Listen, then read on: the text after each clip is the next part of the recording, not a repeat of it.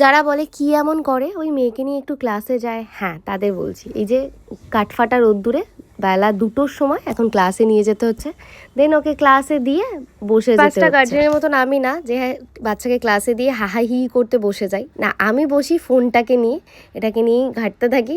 আর সঙ্গে সঙ্গে দাদা ফোন করেছে, হ্যাঁ নইলে এখানে আমার ফোন আসতো মায়ের, পিসির। তারপরে এই করতে করতে দাদা গিয়েছিল নাকি ট্যাটু করাতে, আর ওর প্রচণ্ড পেন হচ্ছে। ও আমাকে বলছে তুই আগে কেন বলিসনি। আরে ভাই আমি কি করে জানবো তোর এতটা লাগবে, আমার তো ভাই লাগে না। ফুল টুল নিয়ে চলে আসলাম এখানে, আর এখানে এসে দেখছি সাংবাদিকদের ভিড়। কী কারণে বুঝতে পারলাম না, বোঝার চেষ্টা করলাম কিন্তু অনেকক্ষণ ধরে বুঝতেই পারলাম না। তারপর যাই হোক দিশার ছুটি হয়ে গেছে, এখন যাবো আমরা কোথায় একটু বলো।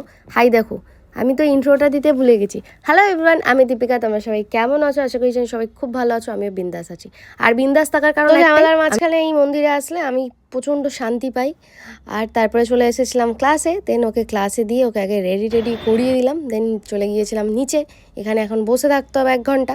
তো বসে বসে প্রচণ্ড খিদে পাচ্ছিল, তাই সবার জনপ্রিয়। তারপরে এইদিকে দেখতে দেখতে ক্লাসের ছুটি হয়ে যাওয়ার টাইম হয়ে গেছিলো। তারপরে ওকে নিতে গেলাম, দেন ওকে নিয়ে এসে ওকে বললাম চল আগে কিছু খাই।